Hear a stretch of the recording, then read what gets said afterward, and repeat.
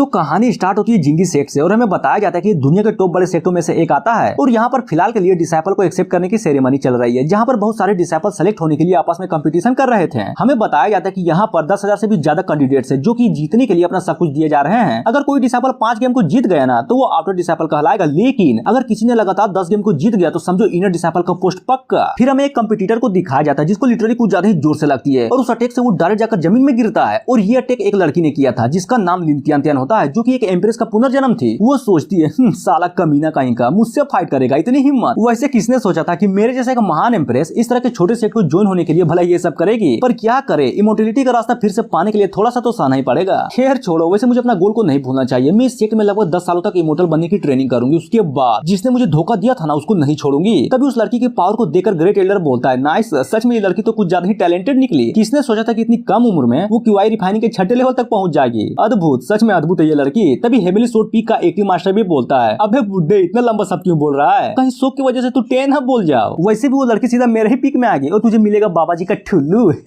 बूढ़ा भी लायक तो हर माई के गद्दारी करबे क्या? तुझे नहीं पता कि सेट का रूल क्या है? यहाँ पर डिसाइपल खुद चुनेगा कि उसका मास्टर कौन है या फिर तुम नहीं, समझे? वो भी अरे यार फिर गलती बोला ना कि टेंशन मत लो। वैसे भी मुझे पता ही है कि एट द एंड वो लड़की मुझे ही चुनेगी। तभी वो बुढ़ा एक खाली कुर्सी को देखता है और एक आदमी को चिल्लाते हुए बोलता है, आखिर वो कौन का बच्चा गया कहाँ? क्या मैंने नहीं बोला था कि उसे इन्फॉर्म करो? फिर वो यहाँ पर आया क्यों नहीं? वो भी अरे यार हमने पहले ही अंकल कौन को बता दिया था, लेकिन उन्होंने कहा कि अपन तो कुछ ज्यादा ही इंपॉर्टेंट काम कर रहा है, तो तुम लोग चलो मैं बाद में आता हूँ। बुढ़ा भी लगे इसकी माँ का, आखिर वो नल्ला मछली पकड़ने के अलावा कर ही क्या सकता है? कैसे आखिर कैसे एक formal clan leader I mean guy से इस तरह के बच्चे को पैदा कर सकता है? सीन चेंज होता है, हमें जियाओ पीक को दिखाया जाता है जो कि जिंगी सेट का ही एक पार्ट होता है और वहाँ पर एक बंदा बहुत आराम से मछलियों को पकड़े जा रहा था और जी हाँ यही अपना मेन कैरेक्टर होता है। तभी अपने बारे में बताता है कि मेरा नाम इकोंग है, लेकिन पता नहीं कैसे अपन इस कल्टीवेशन की दुनिया में ट्रांसफर हो गया और यहाँ पर मास्टर बन गया। हालांकि मेरा जियाओ पीक कुछ ज्यादा ही सुंदर है, लेकिन दिक्कत की बात तो ये है कि मेरे अलावा इस पीक में घंटा भी कोई नहीं है। लेकिन अगर मैं दूसरों की नजर से देखूं तो सलाह वो लोग मुझसे कुछ ज्यादा ही जलते हैं, क्योंकि मैं क्यूआई रिफाइनिंग में होने के बाद भी एक पीक मास्टर जो बन गया,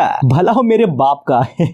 इसे कहते हैं पहुंच, जो कि मेरे बाप के पास है। नाइस। तभी वहां पर सिस्टम प्रकट होता है जिसमें लिखा था कि डिटेक्ट हुआ है होस्ट ने 9 साल से ज्यादा तक फिशिंग किया है, इसलिए अब उसका current cultivation level QI refining के 3550 लेवल तक पहुंच चुका है। मेन कैरेक्टर भी लाइक नाइस, चलो अच्छा है। वैसे भी इस सिस्टम को मैंने पहले ही एक्टिवेट कर लिया था और जब तक मैं फिशिंग करता रहूंगा सिस्टम भी मेरा लेवल बढ़ाता रहेगा। लेकिन साला एक बात समझ में नहीं आ रही, डीसी सिस्टम में बग है क्या? क्यूआई रिफाइनिंग के 9 ही लेवल होते हैं, वो भी मैक्स। लेकिन मुझे तो देखो, मैंने क्यूआई रिफाइनिंग के 3000 से भी ज्यादा लेवल को पार कर लिया है, पर फिर भी क्यूआई रिफाइनिंग से आगे ही नहीं बढ़ पाया। लेकिन एक मिनट है, मैं कुछ भूल तो नहीं रहा ना? अरे यार भूल गया, सच्ची में मैं तो भूल गया कि आज डिसाइपल चुने का सेरेमनी है। भागो बिजी, वरना वो बुड्ढा ग्रेट एल्डर तो नाक में दम कर देगा। और वहां से जाते हुए बोलता है, मैं जा तो रहा हूँ लेकिन मेरा लेवल को देखते हुए मुझे नहीं लगता कि कोई भी डिसाइपल मुझे मास्टर के तौर पर चुनेगा। खैर छोड़ो, असल जाकर ही पता चलेगा कि आखिर कौन चुनता है या फिर नहीं। अब आते हैं उसी तालाब की ओर जहाँ पर अपना मेन कैरेक्टर मछली को बहुत आराम से पकड़े जा रहा था। उस तालाब के अंदर तो लिटरली कुछ ज्यादा ही पावरफुल मॉन्स्टर थे, जिनमें से एक ऑक्टोपस और दूसरा ड्रैगन था और सच में वो लोग उस तालाब में कुछ ज्यादा ही शांत थे। सीन चेंज होता है, अब आते हैं हम लोग डिसाइपल के कंपटीशन में, जो कि अपने फाइनल मोमेंट पर पहुंच चुकी थी और फाइनल में पहुंचने वाला एम्प्रेस और एक लड़का था। लड़का बोलता है, अरे मैडम सच में मैंने तुम्हारा मैच देखा, कुछ ज्यादा ही सुपर्ब था। नाइस। वो भी हाँ तो ठीक है ना, कहीं तुम हार तो नहीं मानने वाले? अरे नहीं यार, हार मानने का तो कोई सवाल ही नहीं उठता। और ऊपर से जब मेरा 7th अंकल इस सेट का एल्डर हो तब तो बिल्कुल भी नहीं। क्या सोचेंगे लोग कि अरे देखो जरा, वो लड़का इसी का भतीजा था ना जिसने लड़ने से पहले ही हार मान लिया। लड़की भी लाइक हाँ तो फिर तुम चाहते क्या हो? कुछ नहीं। बल्कि मैं तो ये बताना चाहता हूँ कि हम दोनों का पोजीशन बिल्कुल डिफरेंट है यहाँ पर, और ऊपर से मैं ऑलरेडी क्यूआई रिफाइनिंग के 7th लेवल तक जा चुका हूँ, तो इसलिए अगर तुम हार गई ना तो बस रोना मत, समझी? कमीनी कहीं की। और ये सुनकर लड़की की सटक जाती है और तभी हमला कर देती है कि क्या तुमने मुझे गाली दिया तो फिर ये ले। और सच में उस लड़के को कुछ ज्यादा ही पड़ती है और वो लड़का डायरेक्ट जमीन पर उड़कर गिरता है। तभी वहाँ पर अनाउंस भी कर दिया जाता है कि इस साल का विनर आई मीन इस डिसाइपल सेरेमनी का विनर ये लड़की है जिसका नाम लिन तियान है। और उसको जीता देख सारे लोगों की तो होंशी उड़ जाती है। एक बोलता है, नो वे, मुझे तो सच्ची में विश्वास नहीं हो रहा है, इस लड़की तो बहुत आसानी से जीत गई, वो भी सिर्फ एक अटैक में। दूसरा भी लगी, यार सच में क्या माल है, तुमने देखा नहीं कि वो किस तरह से लड़ रही थी? आई लव यू मेरी जान।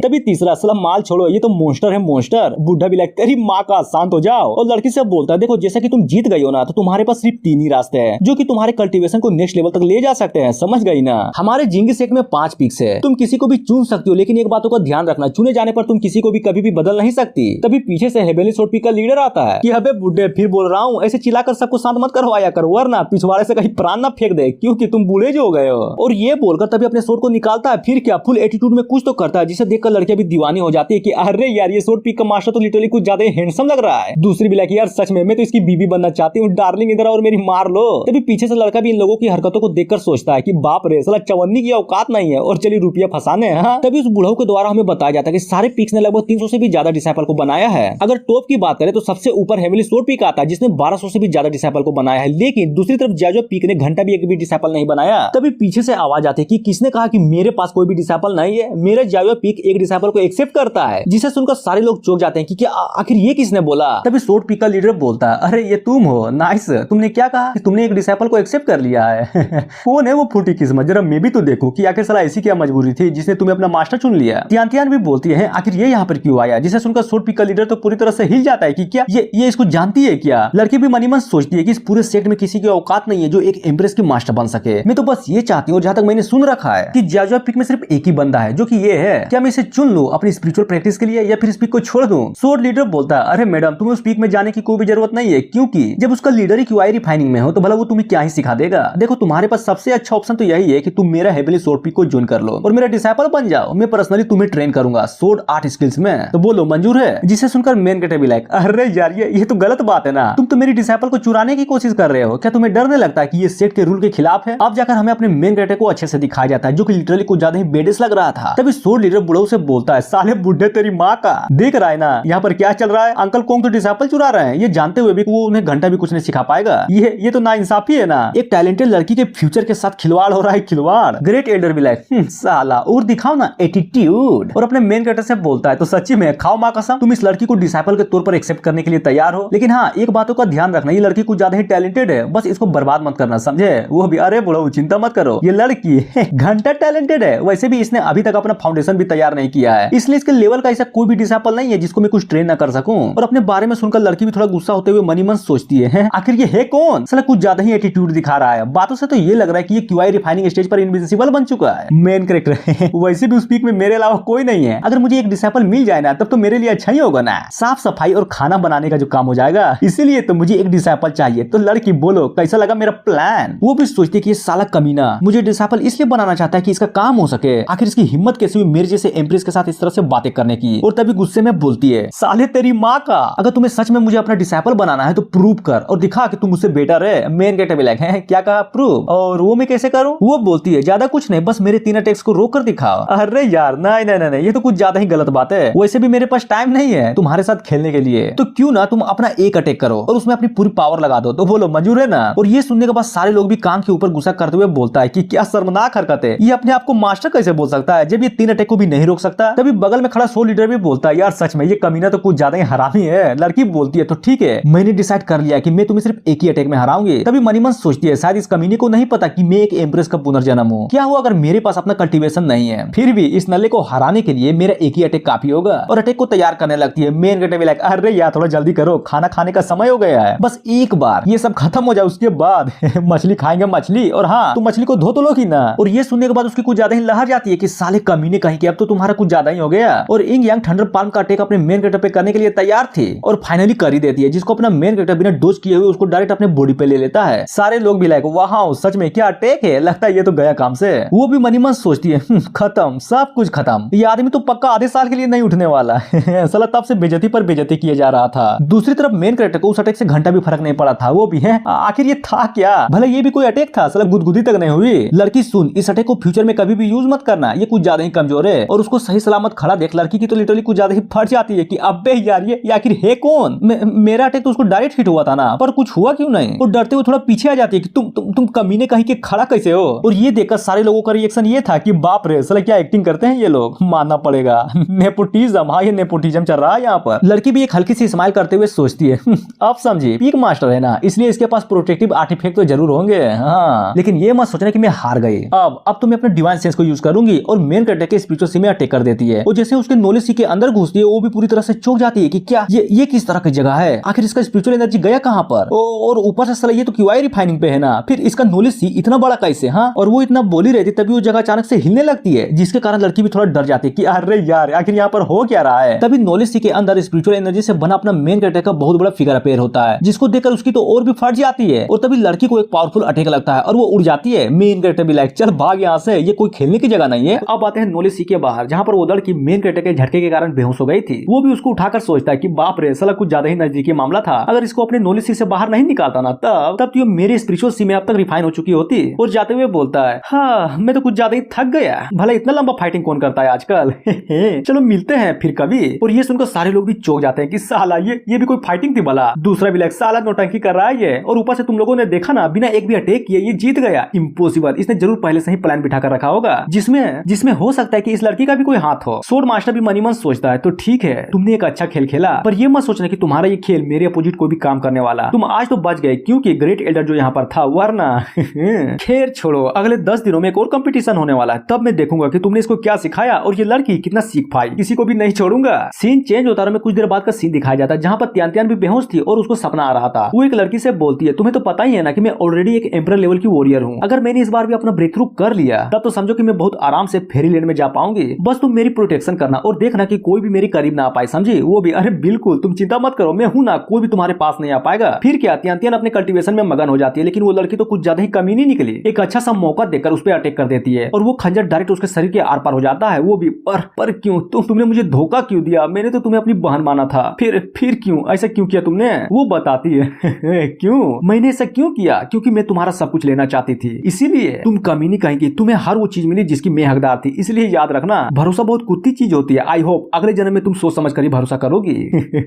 तो ले मर। और फिर से उस खंजर से उस पर हमला कर देती है। तभी त्यान भी बेहोशी से उठते हुए गुस्से में बोलती है, कमी नहीं कहीं कि मैं तुम्हें नहीं छोड़ूंगा। और आसपास का माहौल देखकर थोड़ा चौंकी पड़ी थी कि क्या ये मैं कहां पर हूं। तभी मेन कैरेक्टर की आवाज आती है, ओ तो तुम फाइनली उठी गई, अच्छा है। और ये आवाज सुनकर वो भी चौंक जाती है और खड़े होकर बोलती है, साले कमी नहीं कहीं के, आखिर तुमने मेरे साथ किया क्या? मेन कैरेक्टर भी लाइक है, अरे यार मैंने कुछ नहीं किया, बल्कि वो तो तुम थी जो कंपटीशन के दौरान बेहोश हो गई थी, इसलिए मैंने तुम्हें यहाँ पर ले आया और अब से तुम मेरी डिसाइपल हो, इसलिए चलो जल्दी से मुझे मास्टर बोलो, मास्टर। और ये सुनकर वो तो चौंक जाती है और मेन कैरेक्टर को धर के कुछ तो चेक करने लगती है। तभी वो भी है, आखिर तुम कर क्या रही हो? तभी वो उस इंसिडेंट को याद करते हुए मनी मन सोचती है कि बाप रे, वो आखिर था क्या? ये आदमी तो क्यूआई रिफाइनिंग पर है, तो फिर वो क्या था जिसको मैंने नॉलेज के अंदर देखा था? कहीं कोई सपना तो नहीं था ना? सच में कुछ ज्यादा ही टेरिफाइंग सपना था। और मेन कैरेक्टर को देखते हुए सोचती है, खैर छोड़ो, वैसे भी मेरा ओरिजिनल प्लान इसी पीक में आने का था। जब तक मैं अपना कल्टीवेशन बहुत आराम से करूंगी तब तक इस घोंचू को मास्टर बोलने में कोई टेंशन नहीं है। और उतने में इको को कुछ तो याद आता है और एक चीज की ओर इशारा करते हुए बोलता है, तो ये लो तुम्हारा कल्टीवेशन रिसोर्सेस, मैंने खुद अपने हाथों से तैयार किया है। सच में कुछ ज्यादा ही मजा आएगा तुम्हें। इसे कहते हैं कल्टीवेशन करने का नेचुरल तरीका।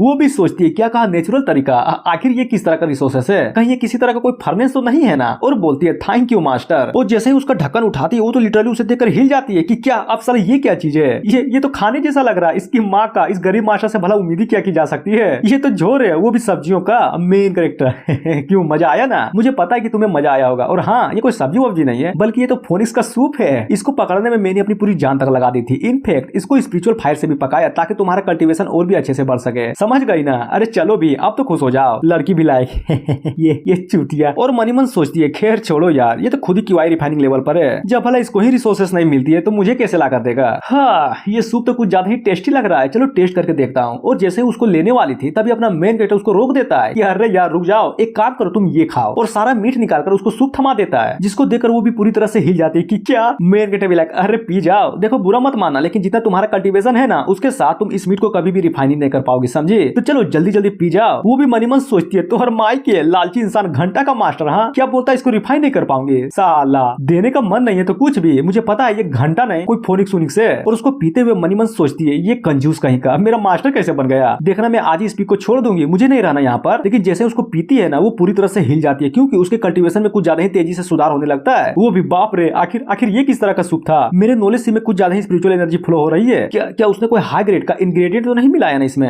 यार कसम से ऐसी हाई लेवल की चीजें कुछ ज्यादा ही रेयर होती है इस दुनिया में, और उसने सिर्फ मेरे लिए उसको यूज कर दिया। और तभी अपने आप को रोकते हुए सोचती है, तो ठीक है, ऐसा समझना कि तुमने मुझ पर एक एहसान किया है, इसलिए जब मेरा पूरा कल्टीवेशन वापस आ जाएगी ना तब मैं तुम्हारा ये एहसान लौटा दूंगी। तभी अपना मेन कैरेक्टर बोलता है, यार सच में आज तो मजा ही आ गया। लाजवाब। सुनो ना, मैं थोड़ा वॉक पे जा रहा हूँ ताकि खाने को अच्छे से पचा सकूं, इसलिए जब तक मैं वापस आऊंगा ना ये सारी की सारी चीजें धुली हुई होनी चाहिए, समझी? जिसे सुनकर वो भी चौंक जाती है कि क्या इसे मैं इसे धोऊंगी। और गुस्से में पूरी सूप को जमीन पे गिराते हुए बोलती है, इसकी माँ का, आखिर ये मुझे समझ के क्या रखा है? मैं कोई नौकरानी नहीं हूँ जो ये सब काम करूंगी। तभी मनी मन सोचती है, रुक जा कमीने, बस एक बार मेरी पावर रिकवर हो जाए, उसके बाद मैं दिखाऊंगी कि कौन यहाँ का बॉस है। और घर के अंदर घुसकर दरवाजे को जोर से बंद कर देती है कि भाड़ में जा। तभी हमें एक चींटी को दिखाया जाता है जो कि उस सूप के पास आकर उसमें से एक मीट का टुकड़ा उठाकर खाने लगती है। फिर क्या, एनर्जी का बहुत बड़ा विस्फोट होता है और वो चींटी इवॉल्व होकर एंशिएंट बीस्ट स्काई होन एंड बन जाता है। तभी वहां पर इवॉल्व होने के कारण एक बहुत ज्यादा ही पावरफुल थंडर ट्रिबुलेशन आने को था और वो फाइनली आ जाता है, जिसको अपनी ओर आता देख चींटी की तो लिटरली कुछ ज्यादा ही फट जाती है। तभी अचानक अपना मेन कैरेक्टर भागते हुए आता है और उस ट्रिबुलेशन को एक झटके में में खत्म कर देता है कि तेरी माँ का कहीं और गिर, नुकसान का पैसा क्या तेरा बाप भरेगा। तभी उसका ध्यान चीटी की ओर जाता है जो कि रोई जा रही थी, जिसको देखकर मेन कैरेक्टर भी कि बाप रे ये तो स्काई हुनेंट है, आखिर एक एंशिएंट बीस्ट यहाँ पर क्या कर रहा है। तभी अचानक से उसका ध्यान सूप की ओर जाता है जो कि जमीन पे गिरा पड़ा था। ओ तो ये बात है, इसका मतलब ये है कि इसने फोनिक्स के कुछ टुकड़े को खा लिया है, जिसके कारण इसका एंशिएंट ब्लड लाइन ओपन हो गया। नाइस। और उसको सहलाते हुए बोलता है सच में यार आज तो कुछ ज्यादा ही अच्छी बात हुई, तो आज से तुम्हारा नाम जाओ है ये, और हाँ तुम्हारा काम ये है कि जब इस माउंटेन में नहीं रहूंगा ना तब तुम इस माउंटेन की निगरानी करनी है, तो बोलो मंजूर है ना। वो भी पूरा खुश कि हाँ हाँ ठीक है ठीक है।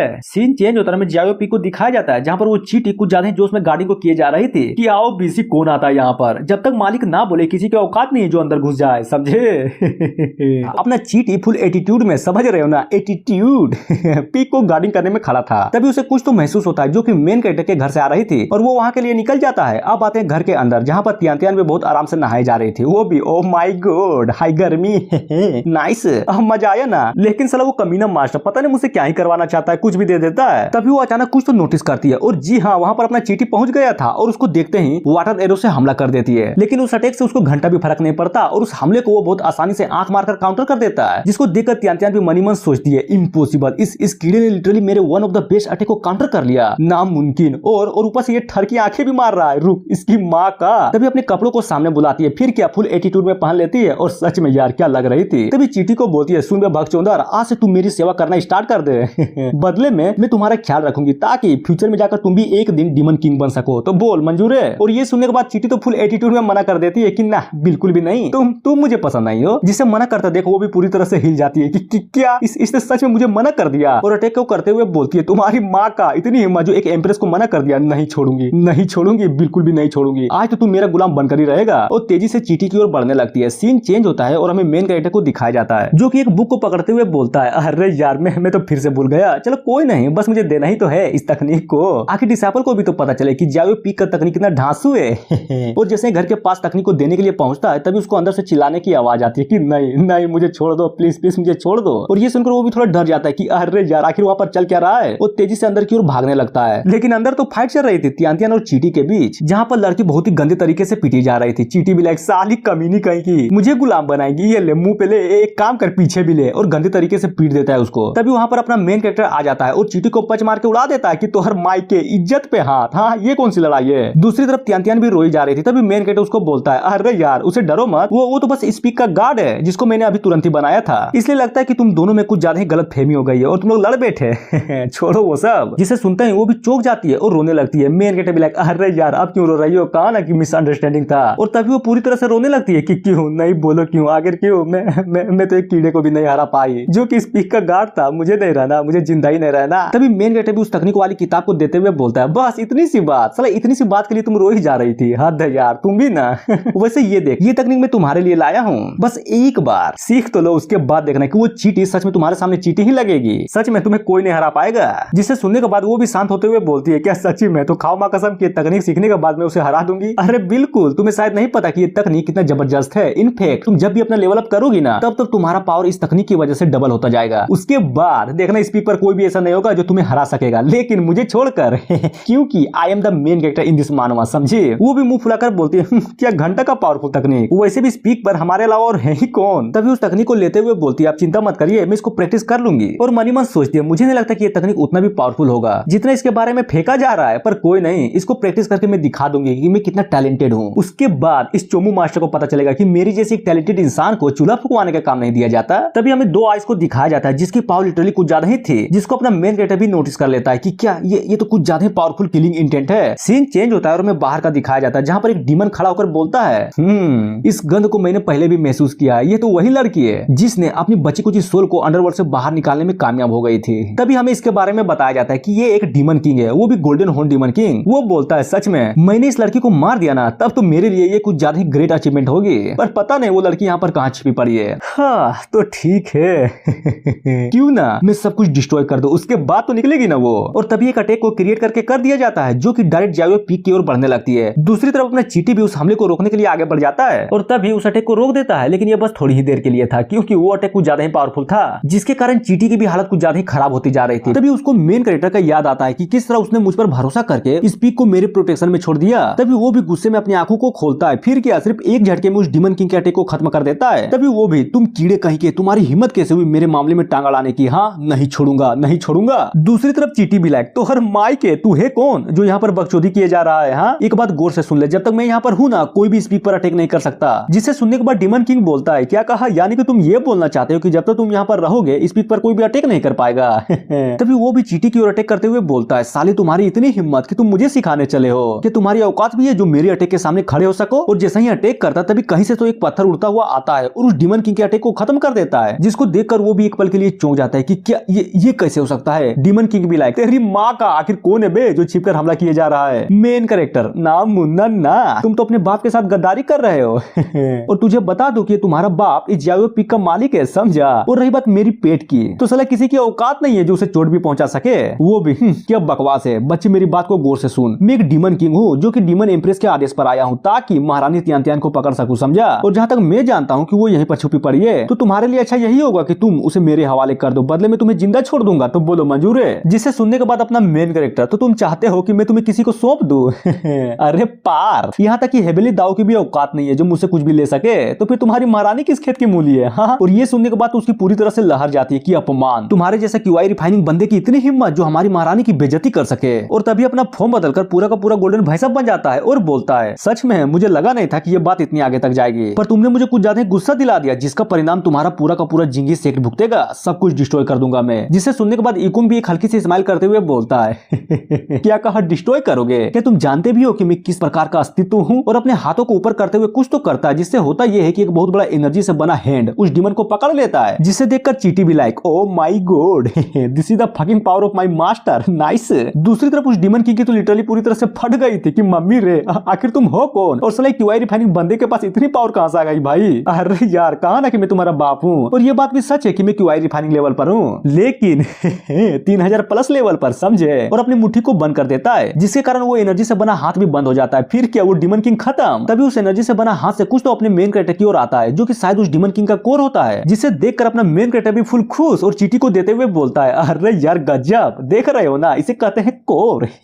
अगर तुमने इसे ले लिया ना, तब तो समझो तुम्हारी बल्ले ही बल्ले। और ये सुनने के बाद वो भी फुल खुश हो जाती है और फाइनली खा लेती है। फिर क्या, एक बहुत बड़ा रिएक्शन होता है, जिसके चलते वो चीटी भी एक खूबसूरत लड़की में तब्दील हो जाती है। और वो भी पूरी तरह से चौंकी पड़ी थी कि क्या मैं ट्रांसफॉर्म होकर इंसान बन गई। सिर्फ विश्वास ही नहीं हो रहा। और ये चीज है क्या, कुछ ज्यादा ही सॉफ्ट लग रहा है, जिसे देखकर अपना मेन कैरेक्टर भी मनी मन सोचे जा रहा था कि इसे कहते हैं अरमान, मेरी जान। और सच्ची में कुछ ज्यादा ही बड़े हैं इसके, नाइस। तभी वो लड़की, आई मीन वो चीटी, जिसका नाम अपने मेन कैरेक्टर ने जियाओ रखा था, वो डायरेक्ट अपने मेन कैरेक्टर के गले लग जाती है कि थैंक यू मास्टर, ट्रांसफॉर्म होने में मेरी हेल्प करने के लिए। देखना, आपका ये एहसान चुकाने के लिए मैं इस शरीर तक की भी कुर्बानी दे दूंगी। वो भी, अरे यार, ये तुम क्या बोल रही हो? कम से कम सही तो बोल, वरना लोग गलत समझ बैठेंगे, समझी? और मनी मन सोचता है, खैर छोड़ो, वैसे भी आज का दिन कुछ ज्यादा ही अच्छा था मेरे लिए, अब मुझे बस इसे अच्छे से बोलना सिखाना होगा ताकि बाद में दिक्कत ना हो। तभी सीन चेंज होता है एक माउंटेन पर, जो कि अपने मेन कैरेक्टर का ही पीक का हिस्सा था, जहाँ पर अपनी डिसाइपल तियान बहुत जोरों शोरों से तकनीक को सीखी जा रही थी। तभी अचानक से अपनी आंखें खोलती है और एक पावरफुल अटैक को परफॉर्म करती है, जो कि ड्रैगन जैसा दिख रहा था। तभी बूम, एक जोरदार धमाका होता है, वो भी पानी पर, जिसको देखकर डिसाइपल भी पूरा खुश हो जाती है कि अरे गजब, ये हुई ना बात, नाइस।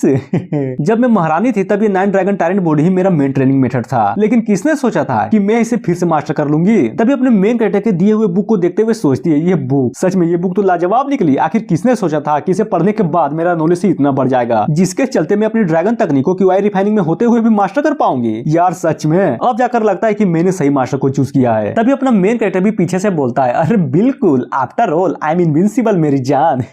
तो मास्टर तो अच्छा होगा ही ना, इसलिए तुम्हें टेंशन लेने की जरूरत नहीं है, क्योंकि मुझे चुनना ही तुम्हारी लाइफ का बेस्ट चॉइस था। और अचानक से आवाज सुनने के बाद डिसाइपल तो पूरी डर जाती है, वो भी, मास्टर तेरी माँ का, ये क्या बकचोदी है कि पीछे से खड़े होकर किसी की बात सुनो। हाँ, जिसे सुनने के बाद अपना मेन कैरेक्टर, अरे यार लगता है तुम गलत समझ रही हो, मैं तो बस यहाँ पर मछली पकड़ने के लिए आया था। तभी मैंने देखा कि तुम पानी में ब्लास्ट किए जा रही हो, कहीं तुम पानी को गर्म करके सारी मछली को पकाने का प्लान तो नहीं बिठा रही हो ना। जिसे सुनने के बाद वो भी थोड़ा शर्माते हुए गुस्से में बोलती है कि क्या बकवास है, मैं तो बस यहाँ पर अपनी मार्शल आर्ट की प्रैक्टिस कर रही थी। और सोचती है, अगर तुम मेरे मास्टर ना होते ना, तो मैं तुम्हें अपने एक हाथ से खत्म कर देती। तभी इकोंग बोलता है, नाइस, मेहनत तो अच्छी चल रही है। अच्छा ये बताओ, जो मैं तुम्हें सीक्रेट ऑफ अंडरवर्ल्ड का किताब दिया था वो कहाँ तक सीखी? जिसे सुनने के बाद वो भी सोचती है, फाइनली अब जाकर इसे पता चलेगा कि मैं कितना टैलेंटेड हूँ, जब इसे ये पता चलेगा कि मैं वो टेक्निक को 5 लेवल तक सीख चुकी हूँ। और तभी फुल एटीट्यूड में बोलती है, मास्टर तेरी माँ का, क्या तुझे पता भी है कि मैंने सिर्फ एक रात में उस बुक के 5 चैप्टर को खत्म कर डाला। जिसे सुनने के बाद अपना मेन कैरेक्टर तो पूरी तरह से हिल जाता है कि हाँ 5 चैप्टर। और तभी उसका चौंका हुआ फेस देखकर वो भी मनी मन सोचती है, देखा इसे कहते हैं टैलेंट। टैलेंट जो कि सिर्फ मेरे पास है। After all I am empress मेरी जान।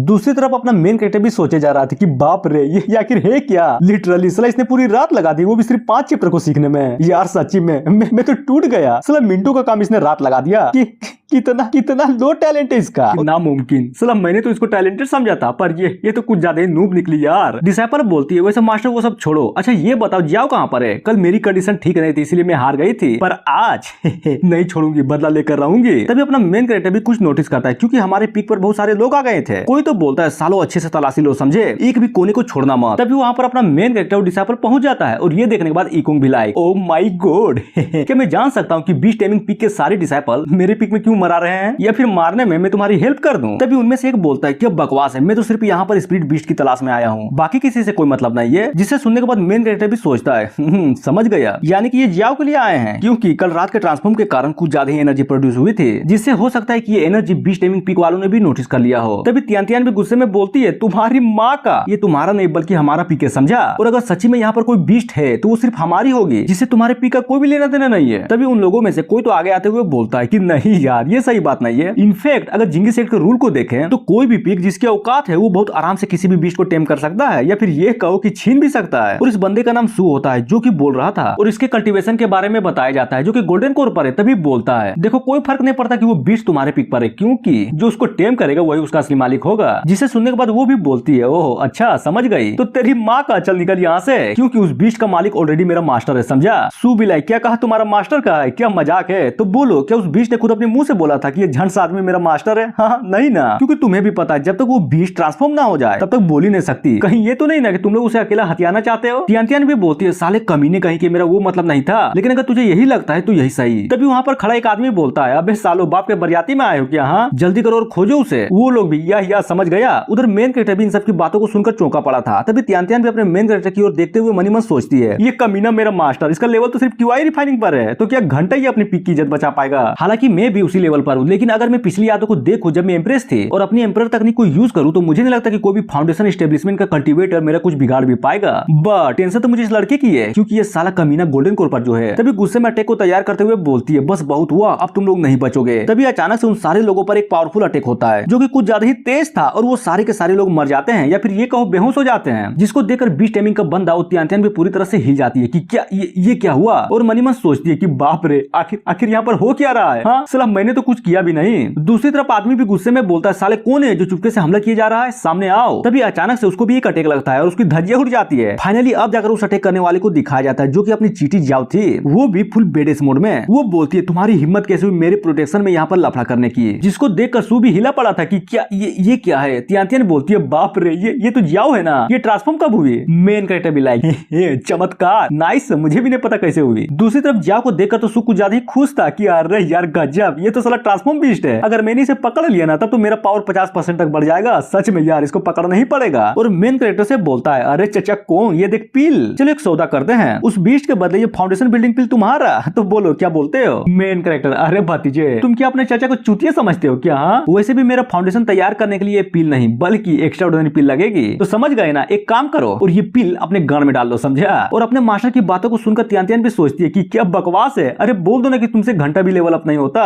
खामों का साला पिल को बदनाम किया जा रहा है। उधर सू भी गुस्से में बोलता है तो ठीक है, अगर एक्सचेंज नहीं करना तब मेरे पास सिर्फ एक ही रास्ता है, और एक रस्सी को निकाल कर उसकी ओर फेंक देता है जिसका नाम डीमन बाइंडिंग रोप होता है, और उसको अपनी ओर आता देख वो भी चौंक जाती है, फिर क्या उस रस्सी में कैद हो जाती है, और उसको बंधा देख वो भी फुल खुश की ये हुई ना बात, आखिर पकड़ ही लिया चाचा कोंग तेरी माँ का, अब ये बीस्ट मेरा हुआ, और मुझे नहीं लगता कि तुम्हारी औकात भी है इस बीस्ट का मास्टर बनने की, समझे। दूसरी तरफ तियान भी बीस्ट को छुड़ाने के लिए आगे बढ़ जाती है। तभी दोनों के हमले टकराते हैं। सू बोलता है कमीनी कहीं की, तुझे क्या लगता है कि मेरा कल्टीवेशन है क्या, तो फिर भी तुम क्यूआई रिफाइनिंग में होने के बाद भी हमला करने चली आई, हाँ, और पावर लगा के अपने डिसाइपल को दूर ढकेल देता है। तभी सू भी मनी मन सोचता है कि क्या ये सच में क्यूआई रिफाइनिंग पर है ना, सर इसकी पावर तो कुछ ज्यादा ही लग रही थी। तभी मेन कैरेक्टर भी डिसाइपल को रोकते हुए बोलता है अरे यार रुक जाओ, तुम्हें लड़ने की जरूरत नहीं है। वो भी क्या बात बोल रहे हो, आप क्या चाहते हो कि मैं इस कमीने को ऐसे ही जाने दूं, वो भी जाओ को लेकर, हाँ अरे यार चिंता मत कर पागली, इसकी औकात नहीं है जो इसको यहाँ से ले भी जा सके। और मनी मन सोचता है बात तो बिल्कुल साफ है, भला कैसे गोल्डन कोर का बंदा उसे ले जा सकता है जो कि डीमन किंग के कोर को पोजेस किया हो। मजाक मजाक है क्या?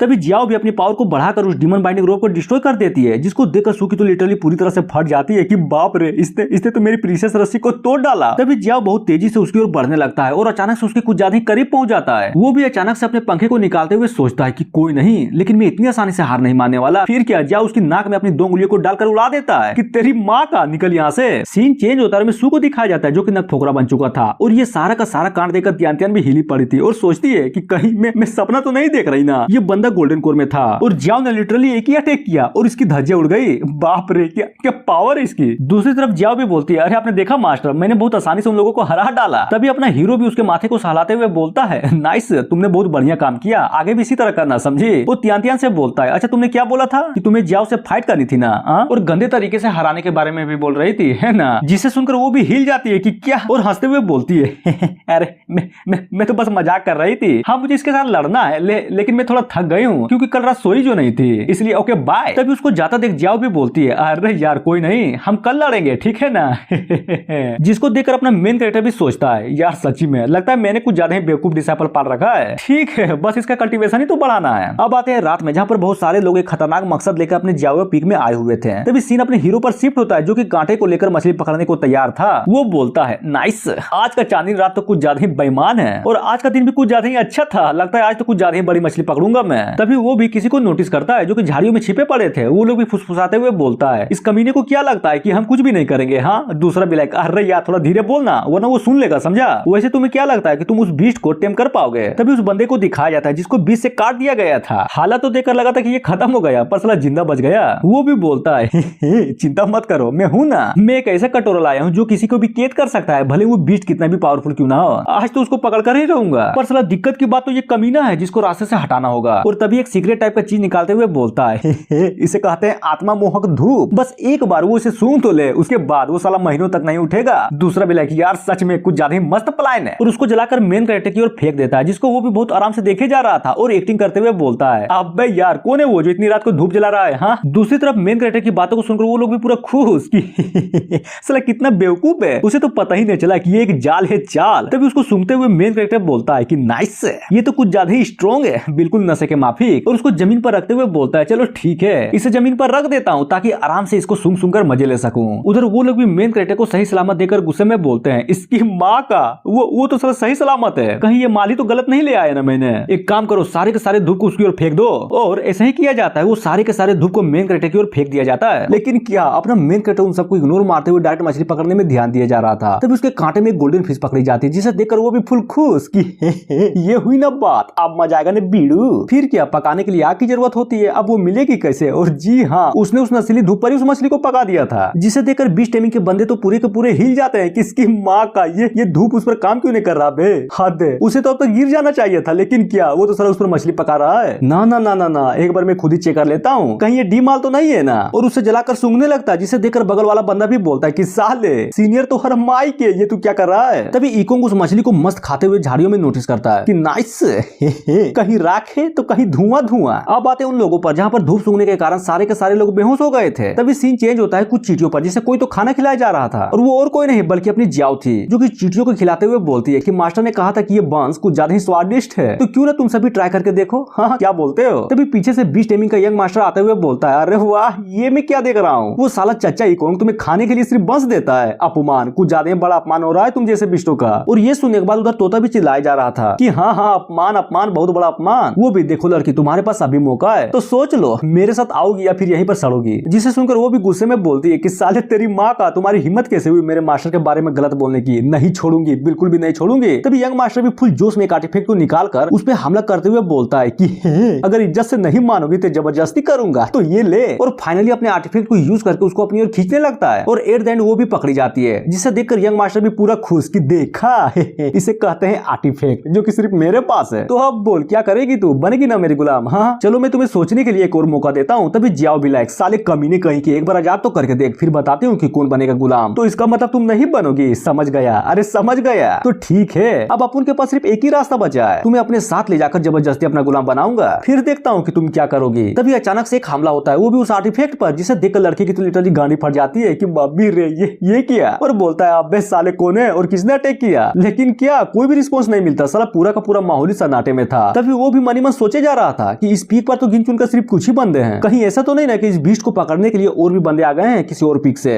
हो सकता है कि कोई और भी यहाँ पर है, इसलिए मुझे जल्द से जल्द यहाँ से निकलना पड़ेगा। और जैसे वो अपने आर्टिफैक्ट की ओर देखता है, उसे देखकर तो वो पूरा का पूरा हिला पड़ा था, क्योंकि उसका आर्टिफैक्ट टूट जो गया था, जिसे देखकर वो भी किसकी माँ का ये क्या है बे, साला ये तो मछली का हड्डी लग रहा है। फिर क्या आर्टिफैक्ट के टूटते जाओ भी आजाद हो जाती है और उसके मुंह पर एक पावरफुल पंच मारती है, जिससे वो भी उड़ता हुआ दूर फेंका जाता है। अब आते यंग मास्टर की ओर, जिसको बहुत ही गंदी तरीके से पड़ी थी। उधर जाओ भी फुल गुस्से में उसकी ओर बढ़े जा रही थी कि साले आज ना तुम्हारी गांड फुल ऑप्टिमाइज करके मारूंगी, चाहे मेरे पास हथियार हो या फिर ना हो, मारूंगी तो जरूर। जिसे सुनने के बाद वो भी कुछ ज्यादा ही डर जाता है कि अरे यार प्लीज प्लीज मुझे छोड़ दो, मैं कसम खाता हूँ कि मैं यहाँ पर कभी नहीं आऊंगा, देख मेरे पास मत आ। जिसे सुनने के बाद जियाओ भी बोलती है तो ठीक है चलो यहाँ से जाने में मैं तुम्हारी हेल्प कर देती हूँ। फिर क्या बहुत पीटती है, उसे कुछ ज्यादा ही पीटती है। तभी सीन चेंज होता है दूसरे दिन, जहाँ पर अपनी डिसाइपल मस्त सोई पड़ी थी और उठ जाती है वो भी। हाँ पता नहीं साला पिछली रात को क्या हुआ था, अचानक से प्रैक्टिस करते करते नींद आ गई। खैर छोड़ो, पहले नहा लेती हूँ, बाद में देखूंगा कि क्या करना है। फिर कहीं तो जा रही थी और अचानक से कुछ तो नोटिस करती है और जैसे ही करीब पहुंचती है, लिटरली वो सामने का नजारा देखकर पूरा का पूरा चौंक जाती है कि क्या साले बीच टाइमिंग के दलाल, तेरी माँ का तू यहाँ पर क्या कर रहा है, क्या फिर से लड़ना है क्या मुझसे? हाँ आजा, मैं भी तैयार हूँ। और ये सुनकर वो भी अपना फेस उठाता है, जिसको देखकर लिटरली में यार मुझे भी हंसी आ गई थी। तभी वो भी बोलता है तुम कौन हो? अरे दीदी मुझे बहुत मारा उस लड़की ने और साला मार मार के यहाँ पर फेंक दिया। जिसे सुनकर डिसाइपल भी कि तो हर माई के दीदी कौन दीदी, हाँ, और उसको पंच मार के उड़ा देती है। उधर तोता भी ये सुनकर बस रिपीट में गाली दिए जा रहा था कि तो हर माई के। अब आते यंग मास्टर की, जो कि बोलता है अरे यार जब से मैं यहाँ पर आया हूँ खाली पीटी रहा हूँ, कसम खाता हूँ मैं यहाँ पर कभी भी नहीं आऊंगा, चाहे कुछ भी हो जाए। अब आते हैं हेवेली शॉर्ट पीक में, जो कि कुछ ज्यादा खूबसूरत लग रहा था। तभी हमें एक भीड़ को दिखाया जाता है, जिसके बीच में कोई तो तलवारबाजी किए जा रहा था, जिसे देखकर सारे लोग भी फुल खुश कि ओ माय गॉड क्या तलवारबाजी है। सच में मजा ही आ गया। उधर वो बंदा भी फुल एटीट्यूड में अपनी स्वॉर्डमैनशिप को दिखाया जा रहा था और एक एक करके बहुत सारी तकनीकों को दिखा देता है, जिसे देखकर उस भीड़ में से कोई तो बोलता है कि अरे यार तुमने देखा क्या, उसका तलवार लिटरली में 9 तलवारों में बदल गया था। महाकसम ये देखकर तो सच में लगता है कि ये मेरे लाइफ का बेस्ट एक्सपीरियंस था। तभी दूसरा भी लाइक हाँ मेरा भी। इधर उन सब की बातों को सुनकर वो भी मनी मन सोचता है कि क्या गांडू है ये लोग, बस थोड़ा सा तलवार क्या चला दी, साला ये लोग तो फैन बन गए मेरे। नाइस, लेकिन हाँ ये लोग बस मेरे नजर में कचड़े हैं कचड़े। और तभी गुस्से में बोलता है इस साल की डिसाइपल सेरेमनी में सिर्फ एक ही टैलेंटेड इंसान थी, जिसका नाम तियान तियान था, लेकिन उसकी इतनी हिम्मत की, इतना मनाने के बावजूद भी उसने मुझे रिजेक्ट कर दिया और उस कमीने कोंग के पीक में चली गई। अपमान, कुछ ज्यादा ही बड़ा अपमान कर दिया उसने मेरा। तभी एक लड़की उसके पास आकर बोलती है सीनियर सुनो ना, मुझे तलवारबाजी में थोड़ी दिक्कत आ रही है, क्या तुम मेरी हेल्प करोगे? बदले में मैं भी तुम्हें दूंगी जो भी चाहो। तभी वहाँ पर 2 और लड़की आकर वही चीज बोलती है कि हाँ मैं भी दूंगी, मेरी भी हेल्प कर दो। और इतना बोलते ही वो लोग आपस में ही लड़ने लगते हैं कि नहीं पहले मेरी हेल्प करेंगे, दूसरी भी नहीं पहले मेरी करेंगे। और ये सारी बातों को सुनकर वो भी सोचता है कि क्या मतलब सच्ची में ये लोग मेरे लिए लड़ रहे हैं। और दूसरी तरफ वो लड़की जिसने लिटरली मेरा प्रस्ताव ही ठुकरा दिया था और हंसते हुए बोलता है ये हुई ना बात, इसे कहते हैं खूबसूरती, जो कि सिर्फ मेरे पास है। लिन तियान तियान बस इंतजार करो, मैं तुम्हें दिखाऊंगा कि मुझे ना चुनकर तुमने कितनी बड़ी गलती कर दी। तियान तियान तुम फाइनली मेरा टेंशन पाने में कामयाब हुई, बस वेट करो तुम्हें मैं बहुत जल्द अपने पीक पर लेकर आऊंगा। अब आते हैं जाओ पीक पर, यानी कि अपने मेन कैरेक्टर का पीक, जहाँ पर अपनी डिसाइपल बहुत आराम से कल्टीवेशन किए जा रही थी। तभी उसे एक आवाज सुनाई देती है कि अरे यार सिस्टर कहाँ हो तुम, चलो फाइट करते हैं ताकि तुम मुझे कुछ सिखा सको। जिसे सुनने के बाद तो लिटरली उसकी भी फट जाती है कि इसकी माँ का अब ये कहाँ से आ गई यार। और ये आवाज और किसी की नहीं बल्कि जियाओ की थी, जो कि हर जगह बस डिसाइपल को खोजी जा रही थी। वो बोलती है ये तो यहाँ पर भी नहीं है, आखिर गई तो गई कहाँ पर। अब आते हैं डिसाइपल की ओर, जो कि बहुत तेजी से भागे जा रही थी और भागते हुए मनी मन सोचती है कि क्या कहा था उसने कि मैं सिखाऊंगी, अरे घंटा को सिखा पाऊंगी, वैसे भी मेरी पावर उसे कुछ ज्यादा ही कम है, अगर लड़ी तो डेफिनेटली गंदे तरीके से पीटूंगी, इसलिए सबसे अच्छा यही होगा कि यहाँ से उड़ान हो जाऊं। तभी भागते भागते लड़के को नोटिस करती है, जो कि उससे बोलता है हेलो तियान तियान कैसी हो, हाउ आर यू। तभी वो भी है हाउ आर यू, अबे साले हु आर यू, तू है कौन पहले ये बता। जिसे सुनकर वो भी एक पल के लिए हिल जाता है कि क्या तुम मुझे नहीं पहचानती। अरे यार मैं चेन हूँ हेवेली शॉर्ट पीक से, अब याद आया? अगर नहीं आया तब तो ये जरूर याद होगा कि कंपटीशन में मैंने तुम्हें अपने शॉर्ट पीक को ज्वाइन करने का इन्विटेशन दिया था, जिसे तुमने रिजेक्ट कर दिया। तो अब बोल, अब तो याद आ ही गया हुआ ना। तभी तियान तियान भी लाइक ओ समझ गया हाँ ऐसा तो एक आदमी था वहाँ पर। खैर छोड़ो, पहले ये बता तुम यहाँ पर क्यों आए हो, कहीं तुम्हारी नजर भी तो जाओ पर नहीं है ना? हाँ। जिसे सुनकर वो भी थोड़ा सा कंफ्यूज हो जाता है कि क्या जाओ अब वो कौन है। अच्छा छोड़ो वो सब, पहले ये बताओ क्या बोलती हो, हमारे पीक पर चलोगी शॉर्ट की प्रैक्टिस करने के लिए? जिसे सुनकर वो भी डायरेक्ट इनकार कर देती है कि ना बिल्कुल भी नहीं, मुझे कोई इंटरेस्ट नहीं है वहाँ पर जाने की। अरे यार पहले मेरी बातों को पूरी तो सुन लो, ये देखो बुक जिसमें हमारा स्पेशल आर्ट है, अगर तुम बोलो तो मैं तुम्हें विंड शैडो स्वॉर्ड आर्ट को सिखा सकता हूँ, बदले में तुम्हें करना यह है कि तुम इस पीक को छोड़कर मेरे पीक में आओगे, तो बोल मंजूर। और तभी उस बुक को देखकर तियान तियान भी मनी मन सोचती है कि क्या ये तो हेवेली शॉर्ट पीक का मिस्टीरियस आर्ट है ना। अब मैं क्या करूँ, अगर एक तरफ मास्टर की बुक और दूसरी तरफ ये बुक को रखूँ तो क्या लगता है कौन सी तकनीक मेरी कल्टीवेशन को ज्यादा फायदा पहुंचाएगी? यहाँ पता हो सकता है कि दोनों के दोनों बुक का इफेक्ट सेम ही हो। तभी वो भी प्यार से बोलती है कि सीनियर सर क्या क्या मैं इस बुक को पहले चेक कर सकती हूँ? हाँ वो भी, अरे बिल्कुल। इनफैक्ट अगर तुमने देख लिया ना तब तो तुम खो ही जाओगी इस तकनीक में। और वो उस बुक को लेकर चेक करने लगती है और उस बुक को पढ़ता देख चेन भी मनी मन सोचता है हे मुझे पता है तुम्हें ये बुक कुछ ज्यादा पसंद आएगा। तभी बोलता है देखो ये 9th ग्रेड का टॉप रैंक शॉर्ट तकनीक है, इतनी आसानी से किसी को नहीं मिलता, समझे? इसलिए मैं तो यही कहूंगा कि इतना मस्त मौका मत छोड़ना। उधर वो भी उस तकनीक को देखकर गुस्से में सोचती है कि साला ये क्या बकवास तकनीक है, मैंने अपनी पूरी लाइफ में इससे बता तकनीक को नहीं देखी। क्या कहा था टॉप रैंक, आज मेरे कद्दू का टॉप रैंक। हाँ, और उस बुक को देखकर जाते हुए गुस्से में बोलते है कि साले ये ले अपनी तकनीक और प्यार से अपनी गांड में डाल ले, हो सके कि तुम्हारा गांड भी टॉप रैंक का बन जाए। वो भी है मतलब क्या है कि तुम जा कहां पर रही हो और उस तकनीक का क्या? और उससे जाते देख वो भी सोचता है कि धत तेरी की, अगर मुझे पता होता कि ये इसे डिफिकल्ट लगेगा तब तुम्हें पहले ही किसी नॉर्मल तकनीक को लेकर आता। अब आते कहीं और जहां पर बहुत जोरों शोरों से रिफाइनिंग चल रहा था और वो रिफाइनिंग कोई और नहीं बल्कि अपना हीरो कर रहा था। और फाइनली रिफाइन होकर कुछ तो बाहर आता जिसे देखकर अपना मेन कैरेक्टर भी फुल खुश कि हे हमने किया मेरी डिसाइपल, बस तू मुझे प्यार से मास्टर बोलते रहो, उसके बाद देखना मजे ही मजे। तभी सीन चेंज होता अपने डिसाइपल की ओर जो कि मस्त मगन में नहाई जा रही थी। तभी अचानक से अपना मेन कैरेक्टर दरवाजा खोलते हुए डायरेक्ट अंदर घुस जाता है कि मेरी जान डिसाइपल ये देखो तुम्हारे मास्टर ने कितना बड़ा बनाया है, आई मीन बड़ी चीज। दूसरी तरफ वो भी हड़बड़ा के पानी में घुस जाती है कि धूत तेरी की, इसकी माँ का मास्टर है ये, साला सांस से नहाने भी नहीं देता। और गुस्से में बोलती है कमीने कहीं के ला शर्म नहीं है क्या? हाँ साला कहीं भी घुसा चला जाता है। तभी अपना मेन कैरेक्टर अरे यार तुम तो बस यहाँ पर नहाता ही रहती हो, जरा देखो तो तुम्हारा कल्टीवेशन कितना स्लो है। एक काम करो जल्दी से कपड़े पहनो और बाहर आओ, मैं तुम्हारा यहीं पर वेट कर रहा हूँ, आई मीन बाहर वेट कर रहा हूँ, समझी? जिसे सुनकर वो भी तो साले निकलेगा यहाँ से तभी ना बाहर आऊंगी। और मनी मन सोचती है क्या कहा इस कमीने ने कि मेरा कल्टीवेशन स्लो है, क्या इसको पता भी है कि मैं क्यूआई रिफाइनिंग के 6 लेवल से डायरेक्ट 7th लेवल पर आ चुकी हूँ? अगर इसको बोल दूं ना तब तो ये सुनकर इसकी गांडी फट जाएगी। अब आते कुछ देर बाद जहाँ पर वो भी मस्त कपड़े पहनकर बाहर आ जाती है। तो बोल क्या बोलना चाहते थे आप? जिसे सुनकर वो भी ये देख झाड़ू, इसे मैंने तुम्हारे लिए बनाया ताकि तुम्हारे कल्टीवेशन में हेल्प हो सके, समझे? अरे समझी कि नहीं, कुछ तो बोलो। जिसे सुनकर वो भी है कि क्या अब ये क्या बकवास चीज है, कहीं आप ये तो नहीं चाहते ना कि मैं इसे लेकर यहाँ पर साफ सफाई करूँ? मेन कैरेक्टर अरे यार तुम क्या बोल रही हो, मैं तो बस यहाँ पर तुम्हें इसे मारने आया हूँ। जिसे सुनकर वो भी हिल जाती है कि क्या कहा आपने? और मनी मन सोचती है तुम कमीने क्यूआई रिफाइनिंग के लोंडे, क्या तुम्हें सच में लगता है कि तुम एक एम्प्रेस को मार भी सकते हो? बिल्कुल भी नहीं। फिर गुस्से में बोलती है मास्टर प्लीज कुछ ज्यादा बकचोदी हो गई है, आप यहाँ से निकलेंगे या फिर धक्के मार के निकालूं? हाँ अरे यार ये तुम फिर से क्या बोलने लगी, चलो जल्दी करो और बेड पर पलट कर लेट जाओ ताकि मैं तुम्हारी मार सकूं, आई मीन तुम्हें मार सकूं, वो भी इस झाड़ू से। क्यों बोला ना सेम टू सेम। जिसे सुनने के बाद वो भी फुल गुस्से में मास्टर की ओर बहुत तेजी से अटैक करते हुए बोलती है कि मैंने कह दिया ना कि यहाँ से बाहर निकलो, लेकिन क्या अपना मेन कैरेक्टर बहुत आसानी से उसे डोज कर लेता है। जिसे देखकर डिसाइपल भी एक पल के लिए हिल जाती है कि क्या उसने लिटरली इतनी आसानी से मेरे अटैक को डोज कर लिया, इम्पॉसिबल। लेकिन अपना हीरो फुल एटीट्यूड में उसे मारने के लिए तैयार था। और फिर क्या अपना मेन कैरेक्टर चड़ाक से उसके पिछवाड़े पर जोर से झाड़ू से मारता है, जिसके लगता है उसकी आत्मा पूरी तरह से तृप्त हो जाती है। और वो भी मनी मन सोचती है कि बाप रे ये किस तरह की फीलिंग्स है, मुझे तो कुछ ज्यादा ही अजीब लग रहा है। अपना मेन कैरेक्टर मजा आया ना? अरे मुझे पता है कुछ ज्यादा ही मजा आएगा, तो चलो जल्दी करो इस फीलिंग को कंसंट्रेट करो, आखिरकार यही तो है रियल मीनिंग ऑफ ग्रेट दाओ। लेकिन क्या अपनी डिसाइपल तो कुछ ज्यादा ही एंजॉय कर रही थी इस फीलिंग को। वो भी फुल ऑर्गेज़म में बोलती है हाँ यही तो है असली ग्रेट दाओ। सच में मुझे यकीन नहीं हो रहा कि एक झाड़ू इतनी भी काम की आ सकती है, सच में मैंने मास्टर को फिर से गलत समझा। और तभी आऊं की आवाज निकालते हुए बोलती है मास्टर प्लीज मुझे और मारिए, ये फीलिंग सच में कुछ ज्यादा ही अच्छा लग रहा है। उधर इकोंग भी पूरा खुश कि ये हुई ना बात, नाइस। सीन चेंज होता है उसी कमरे की बाहर की ओर जहाँ पर किसी को तो दिखाया जाता है और वो और कोई नहीं बल्कि सोट पिक का चेन होता है जो कि एक बुक को देखकर हंसे जा रहा था। जूनियर सिस्टर त्यान तुम्हें वो बुक को ज्यादा डिफिकल्ट लगा था ना, तो ये देखो मैंने क्या लाया है, एक येलो ग्रेड की मिड लेवल तकनीक, तुम जरूर इसको आराम से सीख सकती हो। तभी अचानक से उसे एक आवाज सुनाई देती है कि मास्टर प्लीज थोड़ा और जोर से मारिए, थोड़ा और जोर से, कुछ ज्यादा ही अच्छा लग रहा है मुझे। जिसे सुनकर वो भी चौंक जाता है कि क्या ये आखिर यहाँ पर चल क्या रहा है। और जैसा ही गौर से देखता है उसे एक परछाई दिखाई देती है जिसमें अपना हीरो डिसाइपल को मारे जा रहा था। फिर क्या वो कुछ ज्यादा गुस्सा हो जाता है कि तेरी माँ का औरत पे हाथ था, नहीं छोड़ूंगा। तभी जियाओ पीछे से अचानक उस पर एक अटैक कर देती है कि साले तेरी माँ का बाप का घर है क्या, हाँ जो यहाँ पर कभी भी चला आता है। और उसको घसीट कर ले जाते हुए बोलती है सच में तुम्हारी हिम्मत तो कुछ ज्यादा ही हो गई, मेरे मास्टर को डराने का प्लान था, लेकिन एक बातों का हमेशा याद रखना, जब तक मैं यहाँ पर हूँ ना तुम लोगों की चाल कभी भी कामयाब नहीं होगी, समझे। अब आते हैं दूसरे दिन जहाँ पर अपनी डिसाइपल मस्त मगन में सोई हुई थी और अचानक उठ जाती है वो भी। हाँ, आज का दिन तो कुछ ज्यादा ही बेईमान है, नाइस। और जैसे ही बिस्तर से उठती है उसके पिछवाड़े में कुछ ज्यादा ही दर्द हो रहा था कि मम्मी रे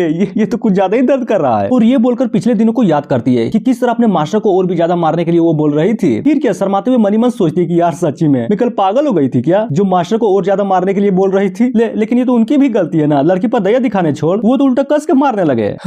खैर छोड़ो वो सब, पहले मुझे ये देखना होगा कि क्या सच्ची में मेरा कल्टीवेशन इंप्रूव हुआ। और ये बोलकर चेक करने के लिए बैठ जाती है। तभी उसके अंदर हमें एक पेगोड़ा को दिखाया जाता है जो कि कुछ ज्यादा ही शानदार लग रही थी, जिसको फील करते हुए वो भी पूरा हिल जाती है कि क्या सच्ची में मतलब एक रात में मैं क्यूआई रिफाइनिंग के 9वें लेवल तक आ गई। इम्पॉसिबल, साला विश्वास ही नहीं हो रहा। आखिर ये कौन सा जादू था भाई, कल तक तो मैं 7वें लेवल पर थे और अचानक से मेरा मास्टर उस झाड़ू से मुझे मारा और मैं डायरेक्ट 9वें लेवल पर आ गई। आखिर इस दुनिया में चल क्या रहा है। और बोलती है खैर छोड़ो वो सब, अब जबकि मैं 9वें लेवल पर आ ही चुकी हूँ तब मुझे अपना फाउंडेशन भी मजबूत करना होगा और उसे मजबूत करने के लिए मुझे मटेरियल्स चाहिए। और ये बोलते हुए एक न्यू आउटफिट को पहनने लगती है और फाइनली पहन लेती है। फिर क्या वो लिटरली कुछ ज्यादा खूबसूरत लग रही थी। तभी बोलती है फाउंडेशन तो मजबूत करना है, लेकिन मुझे नहीं लगता कि मेरी जैसे टैलेंटेड और एक्स्ट्राऑर्डिनरी इंसान के लिए एक नॉर्मल टाइप का फाउंडेशन बिल्डिंग पिल काम भी आने वाला है, इसलिए मुझे कुछ खास चाहिए। तभी अचानक से खुश होते हुए बोलती है नो प्रॉब्लम, मुझे पता है कि जिस सेट में मैं अभी हूँ ना, इसकी औकात ही नहीं है जो मुझे ये एक्स्ट्राऑर्डिनरी पिल्स को दे सके, पर कोई नहीं, अपनी पिछली लाइफ में मैं इतना तो पहचान बना ही चुकी हूँ जो इस मामलों में मेरी हेल्प कर सके। तभी कुछ स्पेस को कास्ट करने लगती है और फाइनली दरवाजे को खोलकर कहीं तो भेज देती है। सीन चेंज होता है दाकिन ट्रेडिंग हेडक्वार्टर्स में, जहाँ पर एक बुढ़ा हिसाब किताब करते हुए बोलता है कि नाइस, ये हुई ना बात, इसे कहते हैं प्रॉफिट। पिछले महीने के हिसाब से तो इस बार 30% ज्यादा प्रॉफिट हुआ है और ऊपर से कुछ जड़ी बूटियां तो इतना फेमस हुआ है कि कुछ बोलो ही मत, सच में मजा ही आ गए। लेकिन एक मिनट, उस दवाई का क्या? अगर मैंने शीघ्र पतन और टेढ़ापन की दवाइयों की कीमत कम कर दी तब तो साला कुछ ज्यादा ही लूट मार हो जाएगा। हाँ हाँ बिल्कुल, मुझे यही करना चाहिए ताकि जबरदस्त फायदा हो। तभी वो भी कुछ तो नोटिस करता है, अरे नहीं समझे, अपनी डिसाइपल का मैसेज जो आया हुआ था यहाँ पर, जिसे देखकर बुढ़ऊ भी बोलता है ओ समझ गया, यानी कि महारानी को टॉप ग्रेड का फाउंडेशन बिल्डिंग पीस चाहिए। और इतना बोलते हैं उस मैसेज को हटाते हुए बोलता है नहीं मिलेगा। अरे बिल्कुल भी नहीं मिलेगा। क्या वो सच में ये सोचती है कि मैं टॉप ग्रेड का पिल ऐसे उसे फ्री में दे दूंगा? हाँ अरे बिल्कुल भी नहीं। फिर क्या अपने बिल्ली से हड्डी को छीनते हुए बोलता है भोसड़ी के इधर ला, उसे पिल्स चाहिए ना। क्यों नहीं, इस पिल्स के बदले में उसको एक बर्बिलियन मुर्गी की हड्डी दे दूंगा। अब आते हैं अपने पीक की ओर, जहाँ पर अपना मेन कैरेक्टर एक बक्से को ले जाते हुए बोलता है फाइनली वो दिन आ ही गया जब मेरी डिसाइपल अपनी ब्रेक थ्रू करेगी और लेवल अप करने के लिए फाउंडेशन भी मजबूत होना चाहिए, इसीलिए तो मैं लाया हूँ ये पिल जो कि एक टॉप ग्रेड का फाउंडेशन बिल्डिंग पिल है। और जैसे वो दरवाजे के पास पहुंचता है तभी अचानक से वो मन ही मन सोचता है कि कहीं वो फिर से नहा तो नहीं रही होगी ना। और ये सोचकर अपना मेन कैरेक्टर दरवाजे को नॉक करते हुए बोलता है मेरी जान अंदर हो कि नहीं, दरवाजा खोल दूं क्या? जिसे सुनकर डिसाइपल भी चौंक जाती है और मना करते हुए बोलती है कि अरे नहीं यार, मैं कुछ काम कर रही हूँ, आप बाहर से बोलिए जो बोलना है। लेकिन क्या घंटा का काम? हाँ वो तो बस फुल पोज मारते हुए खाई जा रही थी। जिसकी बातों को सुनकर अपना मेन कैरेक्टर भी सोचता है कि यार सच्ची में लगता है वो फिर से नहा रही है और बोलता है देखो उतना इंपॉर्टेंट बात तो नहीं है, लेकिन मैं तुम्हारे लिए कुछ लाया हूँ और हाँ अगर तुम्हारा हो जाए ना तो दरवाजे पर चेक कर लेना, मैं इसे यहीं पर छोड़ देता हूँ समझी। और तभी उस डब्बे को वहां पर रखते हुए सोचता है देखना वो कुछ ज्यादा खुश हो जाएगी जब देखेगी कि इस बक्से में पिल्स के साथ साथ एक फोनिस की हड्डी भी है। नाइस, लेकिन मेरे पास उतना टाइम नहीं है कि यहाँ पर खड़ा होकर मैं उसे खुशी के मारे रोता हुआ देखूं। और ये बोलकर वहां से चला जाता है। तभी हमें एक बहुत बड़ी पंछी को दिखाया जाता है जो कि एक बक्से को अपने मुंह पर दबाकर आया हुआ था। फिर क्या वो उस डब्बे को वहीं पर गिरा देता है अपने डिसाइपल के दरवाजे के बाहर, जहाँ पर वो डब्बा अपने मेन कैरेक्टर के डब्बे के बगल में गिरता है। और फाइनली तियान दरवाजे को खोल देती है और जैसे ही नीचे देखती है उसे 2 डब्बे दिखाई देते हैं। ये क्या, यहाँ पर तो 2 डब्बे हैं। तभी वो भी पंछी को नोटिस करते हुए बोलती है कि नाइस, लगता मैंने जो टॉप ग्रेड का फाउंडेशन बिल्डिंग पिल मंगवाया था ना वो आखिरकार आ ही गया। पर सर समझ में ये नहीं आ रहा कि यहाँ पर 2 डब्बे क्यों हैं। और जैसे ही एक डब्बे को खोलती है वो भी देखकर हिल जाती है क्योंकि उसमें बर्बिलियन मुर्गे की हड्डी जो थी, और ये हड्डी और कोई नहीं बल्कि उसी बुड्ढे ने भेजा था जिसको अपने डिसाइपल ने मैसेज करके बताया था कि मुझे एक फाउंडेशन बिल्डिंग पिल चाहिए। वो बोलती है कि अब बकवास है, जरूर इस हड्डी को मेरे मास्टर ने मुझे चिढ़ाने के लिए रखा होगा। तभी दूसरे बॉक्स को देखकर मनी मन सोचती है लगता है मेरे टॉप ग्रेड का पिल इसी में होगा। और जैसे उसको खोलती है उसमें से कुछ ज्यादा पावरफुल लाइट निकलती है जिसे देखकर वो भी फुल खुश कि ये हुई ना बात। नाइस, जैसे कि मुझे उस बुड्ढे से उम्मीद थी, उसे पता है कि आखिरकार एक एम्प्रेस के साथ किस तरह से डील करनी चाहिए। और रही बात इस मुर्गे की हड्डी की, ये तो ऑलरेडी अपने लिमिट में पहुंच चुकी है, अब इसमें उतना दम नहीं, लेकिन इसको मुझे मेरे गरीब मास्टर ने दिया है। और वैसे भी झाड़ चिंता को गरीब मास्टर को, लेकिन मैं चिन्हूंगी, आफ्टर ऑल ये कमीना मेरा मास्टर जो है, इसलिए अप्रिशिएट तो बनता है। और ये बोलकर अपने कमरे में आकर बैठ जाती है। फिर क्या अपने मेन कैरेक्टर के दिए हुए फोनिक्स हड्डी को रिफाइन करते हुए बोलती है अब जबकि मेरे पास टॉप ग्रेड का फाउंडेशन बिल्डिंग पिल है, तब तो मैं बहुत आराम से अपने फाउंडेशन को मजबूत कर सकती हूँ। और यहाँ तक कि मुझे ये भी लगता है कि जितनी पावरफुल मैं पिछली लाइफ में थी ना, मैं बहुत जल्द उससे भी पावरफुल बन जाऊंगी। उसके बाद ये सेट और ये पूरा का पूरा जावा पिक घंटा इसकी औकात है जो मेरे सामने टिकेगी। हाँ, और वो कमीना मेरा मास्टर, मैं उसे इतना टॉर्चर करूंगी कि वो भी याद रखेगा कि आखिरकार किससे पंगा लिया था। और इतना बोलकर पिल्स को खा लेती है और फाइनली अपने ब्रेक थ्रू पर लग जाती है। तभी उसकी बॉडी से कुछ ज्यादा ही पावरफुल एनर्जी निकलती है। दूसरी तरफ हमें एक बहुत बड़े फोनिक्स को दिखाया जाता है जो कि जावा पिक से कुछ ज्यादा ही बड़ी थी, जिसको अपना सेक्ट मास्टर भी नोटिस कर लेता है और चौंकते हुए बोलता है इसकी माँ का ये क्या है बे, आखिरकार एक हेवेली फेनोमेनन जावा पिक पर कैसे अपेयर हो गया? कहीं ऐसा तो नहीं ना कि कोई टैलेंटेड इंसान वहां पर ब्रेक थ्रू कर रहा हो? तभी पीछे से एक आदमी सेक्ट मास्टर को बोलता है बॉस कहीं ऐसा तो नहीं है ना कि वो टैलेंटेड इंसान और कोई नहीं बल्कि अपना पीक मास्टर इकोंगो? हाँ पता नहीं, हो भी सकता है। तो ठीक है चलो क्यों ना हम लोग नजदीक से ही देख लें। और ये बोलकर वो दोनों मेन कैरेक्टर के पीक की ओर निकल जाते हैं और फाइनली वहां पर पहुंच जाते हैं। तभी पीछे वाला बुढ़ा बोलता है I mean grand Elder, boss ये हेवेली फेनोमेना तो मेन होल की तरफ से आ रहा है, कहीं सच्ची में ये अपना मेन कैरेक्टर तो नहीं है ना जो फाउंडेशन एस्टेब्लिशमेंट में अपना लेवल अप कर रहा है? हाँ, जिसकी बातों को सुनकर सेक्ट मास्टर भी खुश होते हुए बोलता है कि नाइस, मुझे कभी लगा नहीं था कि अपना कुंग इतना शानदार होगा। अगर पिछला सेक्ट मास्टर इसे देख लिया होता ना तब तो वो खुशी के मारे झूमते। अब आते अपने मेन कैरेक्टर की ओर जिसकी पूरी तरह से सटक चुकी थी ये सारा का सारा कांड देखकर, क्योंकि वो मछली जो नहीं पकड़ पा रहा था। तभी वो भी अरे माँ का ये क्या बकचोदी है, तो शान से अपना काम भी नहीं करने देते। फिर क्या बस सिंपल से एक झटके में पूरा का पूरा रिएक्शन वहां से खत्म कर देता है, जिसे देखकर सेक्ट मास्टर की तो लिटरली गांडी फट जाती है कि अरे यार अचानक से ये क्या हो गया, साला पूरा का पूरा फेनोमेना ही गायब हो गया। पर कैसे? तभी पीछे वाला बुढ़ऊ बोलता है, ओह माय गॉड, ये फेनोमेना तो बीस्ट टाइमिंग के पीक पर चला गया। क्या सच्ची में ऐसा भी हो सकता है? नहीं यार, ऐसा तो पॉसिबल ही नहीं है। पर आखिर हुआ तो हुआ कैसे? हाँ, अब आते हैं बीस्ट टाइमिंग के पीक की ओर, जहाँ पर ये कांड देखकर सारे के सारे डिसाइपलों की फटी पड़ी थी कि बाप रे, आखिर ये सब हो क्या रहा है। दूसरी तरफ ये सब देखकर बीस्ट टाइमिंग का मास्टर तो पूरा खुश कि वाओ क्या गजब की बात है, नाइस। और सुनो सब लोग, डरने की जरूरत नहीं है, लगता है कोई तो यहाँ पर टैलेंटेड बंदा है जो कि ब्रेक थ्रू कर रहा है। जिसकी बातों को सुनकर कोई तो बोलता है कि अगर ब्रेक थ्रू कहीं ये अपना सीनियर ब्रदर किंग्सू तो नहीं है ना, क्यों कि वो कुछ दिन पहले से ट्राई किए जा रहा था ये ब्रेक थ्रू का। तभी दूसरा भी लाइक क्या पता हो भी सकता है। सीन चेंज होता है सेक्ट मास्टर की ओर, जो कि साला यहाँ पर भी पहुंच चुका था, जिसको आता हुआ बीस्ट टाइमिंग का पीक मास्टर भी नोटिस कर लेता है। वो बोलता है, अरे सेक्ट मास्टर और ग्रैंड एलर, आप दोनों यहाँ पर क्या कर रहे हैं? कहीं आप इस सेलेस्टियल फेनोमेना के चक्कर में तो नहीं आ गए ना? जिसको सुनकर अपना सेक्ट मास्टर, अरे बिल्कुल, लेकिन एक बात मुझे समझ में नहीं आ रही, आखिर तुम्हारा कौन सा डिसाइपल है जो यहाँ पर ब्रेक थ्रू कर रहा है?